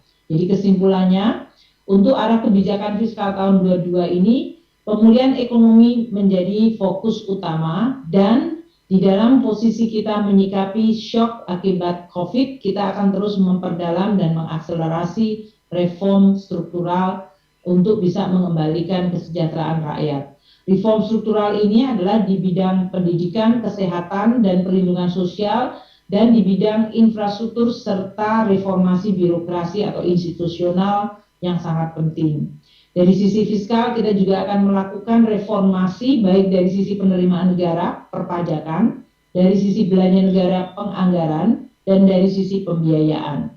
Itu semuanya ditujukan agar APBN terus menjadi instrumen yang akurat, sehat, dan bisa melaksanakan dalam situasi yang baik maupun dalam situasi yang tidak baik. Recovery dan reformasi struktural harus berjalan seiring dan harus berhasil, sehingga pada tahun 2023 kita bisa memasuki konsolidasi fiskal untuk memperkuat APBN tanpa mempengaruhi kinerja perekonomian ke depan. Reform harus bermutu tinggi dan tidak boleh gagal, dan seluruh stakeholder, terutama kementerian, lembaga, dan daerah harus bersinergi dan memiliki komitmen yang kuat. Demikian Bapak dan Ibu sekalian yang bisa saya sampaikan. Semoga kita semuanya bisa merespons dan menangani tantangan yang sangat luar biasa ini dengan menggunakan instrumen kebijakan APBN dan APBD yang makin sinergis dan terarah. Terima kasih. Wassalamualaikum warahmatullahi wabarakatuh. Terima kasih kepada Ibu Sri Mulyani atas arahan yang telah disampaikan. Bapak Ibu hadirin yang kami hormati, acara selanjutnya kita akan mendengarkan pengarahan Menteri Dalam Negeri mengenai sinkronisasi perencanaan pembangunan daerah dalam mendukung prioritas nasional tahun 2022. Kepada yang terhormat Bapak Tirto Karnavian, kami silakan. Terima kasih. Assalamualaikum warahmatullahi wabarakatuh. Selamat siang, salam sejahtera untuk kita semua. Om Swastiastu, Namo Buddhaya, salam kebajikan. Yang saya hormati Bapak Menteri Perencanaan Pembangunan Nasional Bappenas, kemudian Ibu Menteri Keuangan, Bapak-Bapak Ibu Menteri, Kepala Lembaga Pemerintah, non-kementerian, rekan-rekan gubernur, kepala daerah Provinsi Indonesia, Bupati Wali Kota, dan juga para hadirin sekalian berbahagia. Pertama-tama kita dengan tiada hentinya memanjatkan puji syukur karena Allah Subhanahu wa Ta'ala, Tuhan Yang Maha Kuasa, masih diberikan nikmat sehat dan kekuatan di tengah situasi pandemi yang belum selesai. Kita dapat hadir pada acara yang sangat penting, yaitu Musyawarah Perencanaan Pembangunan Nasional atau Musrenbangnas 2021 dalam rangka untuk menyusun Rencana Kerja Pemerintah atau RKP tahun 2022. Saya paham bahwa sebagian dari rekan-rekan kepala daerah ada wajah-wajah baru, hampir 300 adalah wajah baru yang belum di pemerintahan, dan sekedar hanya ingin mengingatkan bahwa musyawarah ini, Musrenbangnas ini adalah suatu kegiatan yang sangat penting dalam siklus rencana pembangunan dan juga penyusunan program dan anggaran pemerintah pusat maupun daerah. Sebagaimana dengan namanya perencanaan, kita tahu bahwa perencanaan yang baik itu akan memberikan kontribusi 60% dari kesuksesan pada saat eksekusi. Tapi sebaliknya perencanaan yang kurang tepat ini juga akan menjadi awal daripada kegagalan saat eksekusi. Untuk itu kita perlu menyusun perencanaan yang baik dan juga dilakukan dengan musyawarah sesuai dengan prinsip dari bangsa Indonesia, musyawarah, dan sekaligus juga karena adanya sistem pemerintahan yang terbagi dalam sistem desentralisasi otonomi daerah, ada pemerintah pusat, tingkat 1 provinsi, tingkat 2 kabupaten kota, bahkan ada desa yang dipilih langsung oleh rakyat. Oleh karena itu perlu kita melakukan musyawarah. Saat ini musyawarah kita lakukan adalah musyawarah dalam rangka untuk menyusun rencana kerja pemerintah di tahun 2022. Dan ini sudah didahului dengan beberapa rangkaian musyawarah tingkat daerah. Dalam musyawarah ini kita ingin tahu yang menjadi dasar kita yang perlu kita musyawarahkan untuk menyusun rencana kerja pemerintah ini yang akan menjadi patokan bagi daerah nantinya dan KL, RKP, yang pertama lah kita ingin mengetahui apa keinginan dari pusat dan kemudian apa keinginan daripada KL dan daerah. Itu dimusyawarahkan untuk mencapai titik temu. Nah, kalau kita ingin melihat dari apa keinginan pusat, saya kira yang paling penting kita ingin mengingatkan bahwa pada saat pelantikan Bapak Presiden yang tadi juga ditayangkan pada saat acara pembukaan dipimpin langsung oleh Bapak Presiden, selalu kita harus ingatkan adanya keinginan beliau untuk nomor satu adalah menampung bonus demografi, memanfaatkan angkatan kerja yang besar, pertumbuhan penduduk yang besar, dan sekaligus menggunakannya untuk melompat. Nah, di situ kita melihat bahwa beliau membuat 5 visi, mulai pembangunan SDM, terutama bidang kesehatan dan pendidikan, kemudian pembangunan infrastruktur yang dilanjutkan, jalan, bandara, dermaga, infrastruktur teknologi, dan lain-lain, untuk mempermudah konektivitas, akses, dan lain-lain. Kemudian melakukan penyederhanaan regulasi bertumpuk di tingkat pusat maupun di tingkat daerah yang menghambat pembukaan lapangan kerja, iklim investasi, itu disederhanakan. Dan Undang-Undang Cika sudah dilaksanakan. Turunannya pun sudah dibuat perpres, peraturan pemerintah, juga peraturan menteri juga sudah. Tinggal peraturan di daerah yang tidak sesuai dengan Undang-Undang Cika atau yang tidak mendukung iklim investasi dan kemudahan berusaha, itu yang perlu dilakukan revisi baik oleh pemerintah daerah secara mandiri, inisiatif sendiri, atau juga dari tim dari Kemendagri dan dari KL lain yang akan menginventarisir mana saja perda-perda yang perlu untuk dilakukan revisi atau mungkin dihilangkan. Kemudian juga penyederhanaan birokrasi yang tidak berbelit-belit, mudah, tidak banyak meja, sehingga akhirnya Di antaranya ada kebijakan beberapa eselon yang difungsionalkan, struktural yang difungsionalkan adalah bagian dari ini. Kemudian yang terakhir, beliau juga, Bapak Presiden, menginginkan adanya transformasi ekonomi, menangkap peluang, tidak hanya berbasis pada sumber daya alam, tapi juga berbasis pada manufaktur, industri, dan juga sektor jasa modern, seperti teknologi yang tadi sudah disampaikan beliau berulang-ulang. Kesempatan berusaha di bidang teknologi, digital, IT, itu menjadi sangat besar sekali. Nah ini RKP, penyusunan RKP, ini hendaknya mendasarkan tetap kepada visi beliau.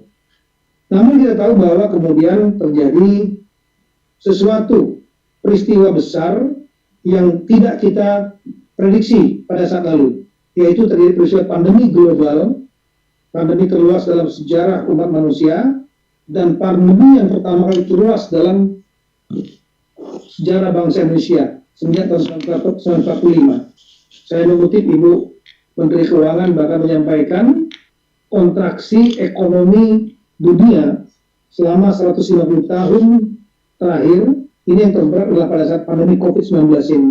Jadi ini memang tidak main-main. Dan ini merubah peta, baik peta global maupun peta di dalam Indonesia, termasuk peta dalam roadmap yang sudah disusun. Bagaimana kita tahu bahwa 5 visi Bapak Presiden yang disampaikan pada saat beliau dilantik di DPR, di Senayan, itu sudah diterjemahkan oleh Kementerian Bappenas dalam 7 agenda pembangunan. Di antaranya terdapat target-target yang disampaikan oleh Bapak Menteri Bappenas, masalah pertumbuhan ekonomi, tingkat kemiskinan membaik, pengangguran terbuka yang makin berkurang, IPM yang meningkat, dan lain-lain. Tapi ini pandemi ini telah merubah.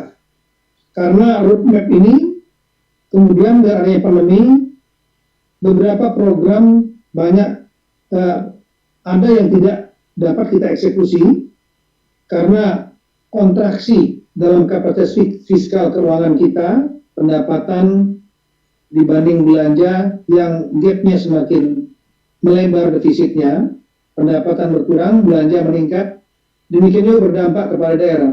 Pendapatan juga daerah dari transfer pusat juga berkurang, karena pusat juga berkurang pendapatannya, PAD menjadi sangat tertekan, terutama daerah-daerah wisata misalnya seperti Badung, sangat tertekan sekali, DKI juga demikian, belum lagi sektor lain yaitu pemasukan dari seperti badan usaha daerah juga terganggu, tertekan. Nah ini mengakibatkan kita merubah program-program kegiatan termasuk melakukan realokasi dan refocusing anggaran untuk ke sektor penanganan pandemi menjadi yang utama, baik itu masalah penanganan kesehatan, kemudian juga membuat jaring pengaman sosial untuk tidak terjadinya krisis sosial, dan yang terakhir adalah untuk membangkitkan ekonomi tetap survive dengan stimulus-stimulus.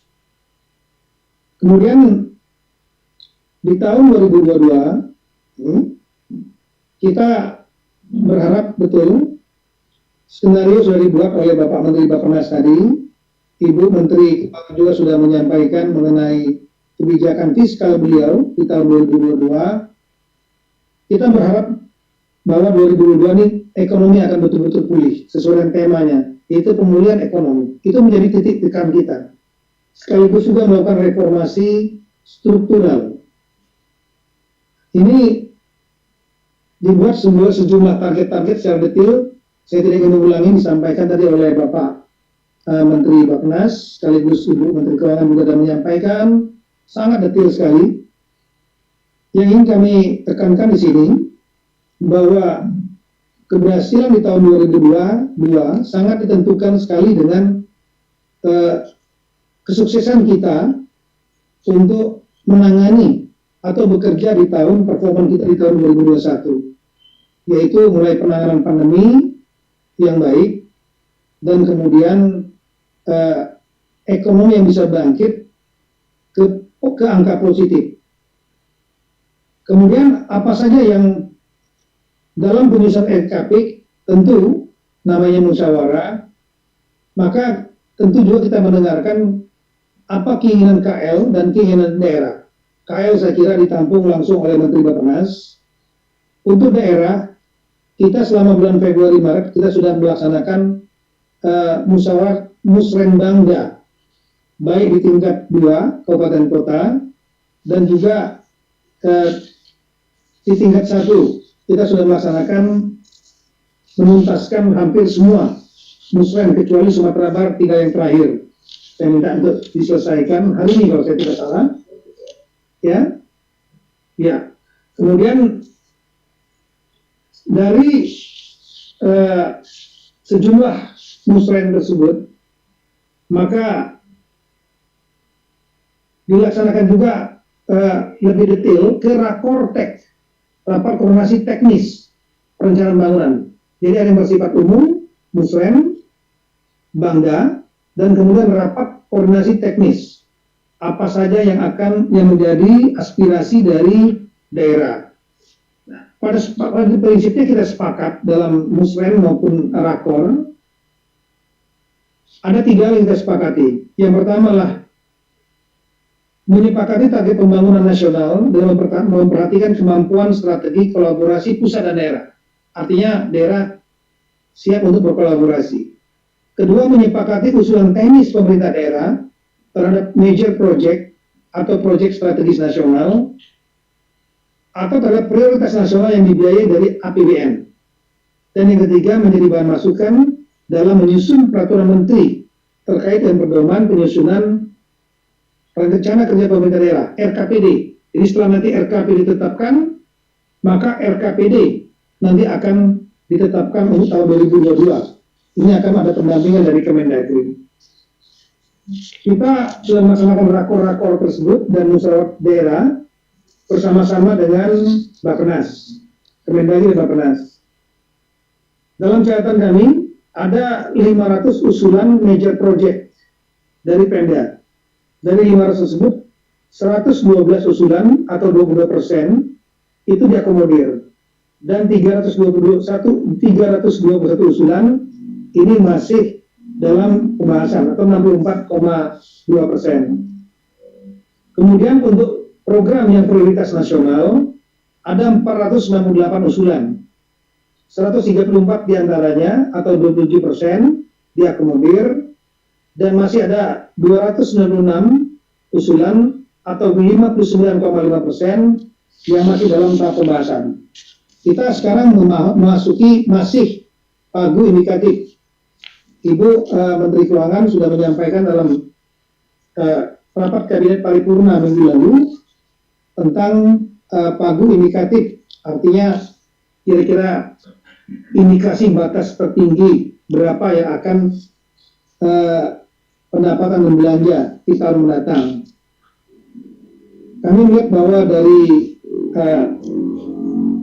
paparan beliau di tahun, kita tahu bahwa di tahun 2021 ini dari sekitar 2.500 triliun yang ditransfer kepada daerah itulah 795 triliun. Dan untuk desa sebanyak lebih kurang 72 triliun.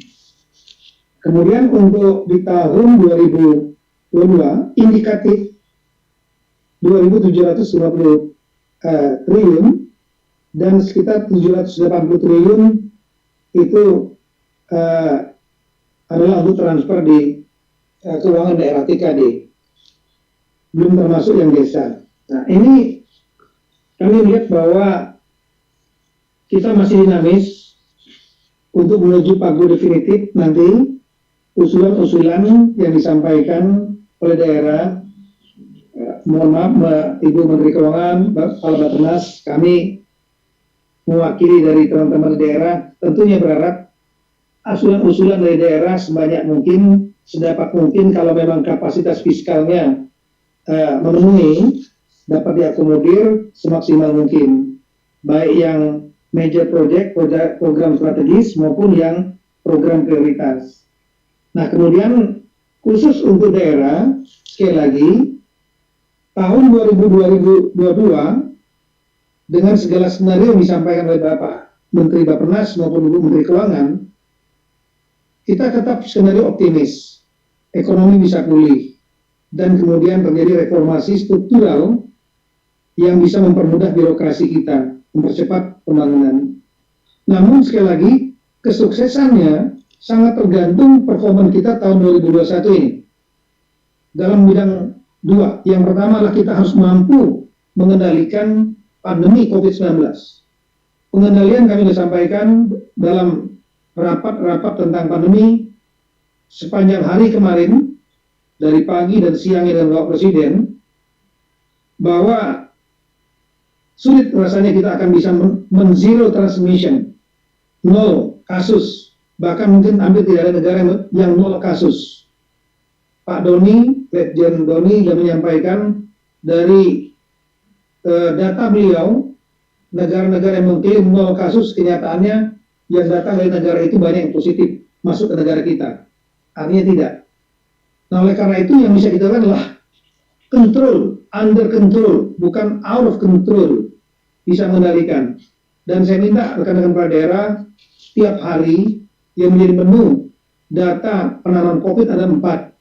Tolong pegang betul. Yang pertama, perhatikan betul kurva kasus aktif. Kurvanya harus landai, kalau bisa turun, tapi jangan naik. Kalau naik, segera untuk bergerak untuk melakukan pengetatan. Yang kedua adalah tingkat kesembuhan, recovery rate, ini harus naik terus. Sekarang sudah 91,3%. Daerah-daerah upayakan di atas nasional, di atas 91,3%. Seperti Sulawesi Selatan 97%. Tapi masih ada daerah yang 87%. Artinya yang semua yang 87 sisanya wafat. Nah, yang ketiga adalah menekan terus fatality rate, angka kematian yang sekarang 2,7%. Sulawesi Selatan 1,7%. DKI sudah bagus 1,6%. Tapi masih ada Sumut, Sulsel, Sumsel itu 4,7, 4,8% yang meninggal. Nah, ini tolong kendalikan betul. Ini artinya perbaikan treatment dan kecepatan untuk testing, kecepatan untuk melakukan treatment. Yang terakhir adalah BOR. Ini juga menjadi konsumsi tiap hari data. Ketersediaan tempat tidur, bed occupancy rate. Sekarang ini pada posisi rata-rata 30%. Upayakan jangan sampai ada yang di atas 50%. Ini sekarang sudah ada 6 daerah yang di atas 50%. Kemarin kita sudah rapat tentang pandemi, ada yang sudah mencapai bahkan hampir 70%. Nah, ini lampu merah untuk daerah-daerah itu. Nah, kalau kita belum bisa mengendalikan angka-angka ini, maka otomatis ekonomi akan sulit untuk kita longgarkan. Akan terjadi ledakan seperti India. Tapi kalau seandainya kita bisa mengendalikan pandemi, angka-angka 4 ini, maka akan terjadi pelonggaran sehingga kita bisa melakukan aktivitas di bidang ekonomi. Dan aktivitas di ekonomi akan membuat kita memulihkan ekonomi sebagai landasan pijakan di tahun 2021 untuk 2022. Bahkan kita dari Bapak Menko Ekonomi menyampaikan Q1 meskipun kita masih mungkin minus atau 0, tapi Q2 kita harapkan bisa melompat. Q2 April, Mei, Juni. Nah, ini untuk bisa melompat ke angka 7%, tidak mungkin pemerintah pusat saja yang bergerak. Pemerintah daerah harus bergerak. Oleh karena itu, tolong belanjakan. Diatur ritme belanja di daerah, jangan seperti bisnis as usual, yang biasanya di tahun-tahun tanpa pandemi, itu dilaksanakan meledak. Nanti belanjanya banyak di akhir tahun, membayar proyek-proyek. Proyeknya selesai baru dibayar. Nah, oleh karena itu, tolong di Q2 ini digenjot. Tadi disampaikan Ibu Menteri Keuangan ada daerah yang masih belum membelanjakan, masih di bank dan lain-lain. Saya sudah perintahkan kepada Dirjen Keuangan, koordinasi dengan Dirjen Perimbangan Kementerian Keuangan nanti, untuk di zoom in daerah-daerah mana saja dan apa penyebabnya. Kalau memang penyebabnya karena memang tidak punya konsep untuk membelanjakan, tidak memiliki target, targetkan per Q, per triwulan, berapa persen yang mau dibelanjakan, jangan digenjot di akhir tahun. Nah, kalau memang sampai mungkin kita melihat ada yang nggak bergerak dananya, artinya belanjanya nggak turun, Maka saya mungkin akan daerah-daerah itu akan saya minta kepada Ibu Menteri Keuangan, saran kami nanti kita menggunakan transfer berbasis kinerja. Jadi kalau kinerjanya ternyata belanjanya nggak bergerak, lebih baik transfernya ditahan dulu, supaya dia belanjakan dulu. Kalau seandainya sudah mulai mendekati, mulai berkurang, baru transfer. Tapi kalau ditumpuk, dia masih banyak, kemudian ditransfer, disimpan lagi. Ini mohon izin masukan untuk Ibu Menteri Keuangan, nanti Ibu, nanti datanya kami bersama dengan Pak Prima, nanti Dirjen Timbangan, Dirjen Keuangan akan melihat daerah-daerah mana saja yang anggarannya tidak bergerak. Sekali lagi penekanannya, tahun 2021 ini, di Q2 ini rekan-rekan tolong di daerah belanjakan anggarannya. Nah, yang kedua, mohon juga proporsi belanja. Proporsi belanja kami sudah keliling ke beberapa daerah. Saya nggak ingin sebutkan, tidak enak. Hampir semua daerah itu belanja, proporsi belanja modalnya kecil. Belanja modal itu adalah belanja yang langsung ke masyarakat, baik untuk pendidikan, kesehatan, dan lain-lain. Sebagian besar, hampir 70%, ada yang bahkan 80%, itu belanja untuk pegawai atau belanja operasional. Jadi belanja pegawai dan belanja operasional untuk pegawai juga, termasuk beli barang untuk kepentingan pegawai juga. Macam-macam programnya, penguatan ini. Saya sampai nyampaikan sampai kapan kuat-kuatnya gitu. Penguatan terus dengan rakor isinya honor nantinya. Nah, ini tolong saya udah cek juga kepada teman-teman kepala daerah. Teman-teman kepala daerah nggak tahu, main tanda tangan saja. Kenapa? Karena diajukan oleh Bapeda, kemudian diajukan oleh Sekda, kemudian yang penting apa yang dititipkan oleh kepala daerah itu terakomodir, yaitu tanda tangan. Itulah ini yang terjadi. Jalan-jalan rusak, ya. Itu pun sampah bertebaran. Karena apa? Karena tidak, belanja modalnya kecil. Ada yang saya cek belanja modalnya cuma 12%. Artinya belanja operasionalnya itu lebih kurang 88%. Hanya 12%. Nanti 12% itu pun yang digunakan untuk pegawai rapat lagi, itu mungkin 3, 4, 5% lagi. Jadi sampai ke masyarakat 7-8%. Ini menyedihkan. Tolong rekan-rekan kepala daerah, terutama kepala daerah baru, jangan juga mau dibodoh-bodohin. Buat tim khusus, tim teknis untuk penyusunan RKP, APBD dan lain-lain. Penyusunan ini mengikuti prinsip program-program yang kita buat, ya, akan di money follow program. Programnya kita buat sekarang ini, dan uangnya mengikuti. Nanti kalau sudah jadi APBD, RKP-nya sudah APBN-nya sudah ditandatangani menjadi undang-undang, kita sudah mengikuti eksekusi. Eksekusi tahun depan, prinsipnya programnya follow money. Berapa uang yang ada, itu diikuti, dikerjakan. Nah ini jadi tolong porsi belanja modal, ini ditambah.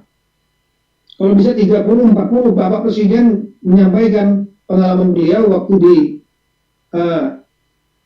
Wali Kota Solo, dia pernah berhasil mencapai 45% untuk belanja modal. Itu udah lumayan lah. Ini stimulan untuk membangunkan swasta juga. Ini dalam situasi pandemi seperti ini, belanja pemerintah menjadi belanja pokok, tulang punggung belanja. Makanya kita melihat, kita berterima kasih kepada Ibu Menteri Keuangan, Bapak Presiden, kita masih diberikan THR di tengah situasi yang sulit seperti ini. Kita harus bersyukur betul. Untuk pegawai negeri, tolong teman-teman kepala daerah sampaikan kepada rekan-rekan di daerah. Ini dalam situasi kontraksi keuangan yang berat seperti ini, pemerintah masih memberikan THR di luar mungkin. Kita harus syukuri. Kita masih pegawai negeri masih bisa punya THR. Negara ini bangkrut baru kita nggak punya, lalu nggak dapatkan. Tapi tolong bayangkan teman-teman swasta, mereka itu diberikan kebijakan harus membayar THR kepada karyawannya. Mereka berpikirnya luar biasa kerasnya. Pendapatan sudah berkurang, tapi kemudian harus membayar lagi THR. Dan kalau kita melihat pihak yang lain, masyarakat yang nggak bekerja, yang nganggur, jumlahnya sekarang jutaan juga, mereka tidak mendapatkan apa-apa. Siapa yang mau ngasih THR? Jadi tolonglah teman-teman kepala daerah berikan pengertian ASN di daerah-daerah, syukurilah apa yang sudah ada. Sudah ada honor, saya tahu lah. Ini belanja pegawai banyak sekali porsinya di dalam struktur APBD. Ini yang harus diperbaiki. Sudah dikasih lagi THR, sudah syukur. Kemudian yang terakhir yang ingin kami sampaikan, Bapak Presiden sudah menyampaikan bahwa sedapat mungkin program-program yang dibuat di tengah situasi pandemi ini adalah program-program yang padat karya, program-program yang banyak mengajak rakyat membangun jalan, bendungan, dan lain-lain yang padat karya. Jangan hanya dinikmati oleh perusahaan-perusahaan tertentu yang besar, mereka menikmati rakyat yang akan sulit. Yang terakhir sekali ingin menyampaikan salah satu instrumen untuk dapat mengawasi dana APBD, termasuk sekali lagi pemerintah pusat berwenang dan berhak untuk mengawasi eksekusi realisasi dana APBD, karena sebagian itu adalah dari pusat, yaitu dalam bentuk transfer keuangan daerah, TKD dan TKDD desa. Oleh karena itu, salah satu program yang sudah kita buat adalah sistem informasi pemerintah daerah ini yang dapat melihat real time. Programnya memang sedang kita yang terintegrasi secara nasional ini sedang kita perbaiki terus dan kita berikan bimbingan teknis. Tapi dari situ nanti akan ketahuan berapa sisa saldo, berapa yang dibelanjakan untuk kepentingan apa, ini akan terbaca.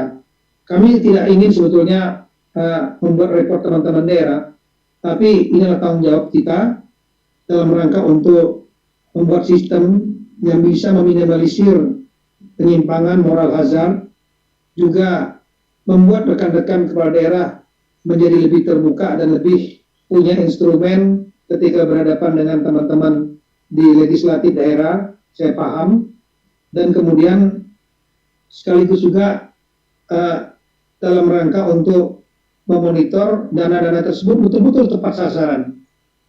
Dalam era otonomi daerah ini, mesin pemerintah pusat bekerja saja itu hanya 50% kecepatan. Oleh karena itu, 548 daerah harus paralel, linear, kita bekerja bersama-sama, termasuk dalam rangka membuat perencanaan dan eksekusi program-program dan anggaran tepat sasaran, sehingga insya Allah dengan kebersamaan pusat daerah, sinkronisasi pusat daerah, baik program anggarannya, kita bisa betul-betul bisa menjadi negara yang bisa melompat untuk lebih makmur, lebih sejahtera, dan lebih baik bagi bangsa kita. Saya kira ini kami sampaikan. Terima kasih banyak Bapak Ibu sekalian. Assalamualaikum warahmatullahi wabarakatuh.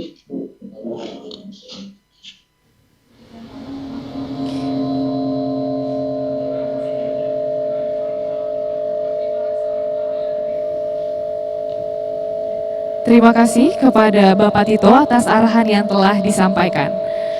Bapak Ibu hadirin yang kami hormati, selanjutnya kita masuk kepada sesi diskusi dengan para pejabat tinggi media. Adapun para narasumber yang telah hadir bersama kita pada hari ini adalah Deputi Bidang Ekonomi Kementerian Perencanaan Pembangunan Nasional Bappenas, Ibu Amalia Adiningga Rudiasanti, Deputi Bidang Pembangunan Manusia, Masyarakat dan Kebudayaan Kementerian PPN Bappenas, Bapak Subandi Sarjoko, Direktur Jenderal Perimbangan Keuangan Kementerian Keuangan, Bapak Astera Primanto Bakti, Direktur Jenderal Bina Pembangunan Daerah Kementerian Dalam Negeri, Ibu Hari Nur Cahya Murni. Sesi ini akan dimoderatori oleh Deputi Bidang Pemantauan, Evaluasi, dan Pengendalian Pembangunan Bappenas. Kepada Bapak Taufik Hanafi kami silahkan.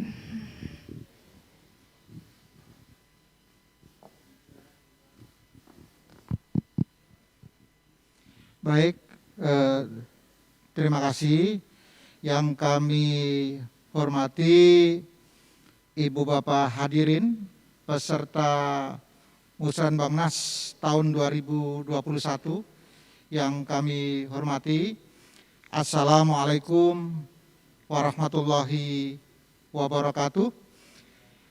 Salam sejahtera buat kita semua. Selamat siang, Om Swastiastu. Terima kasih kepada Ibu Bapak peserta Musrenbangnas yang tetap setia bersama kami.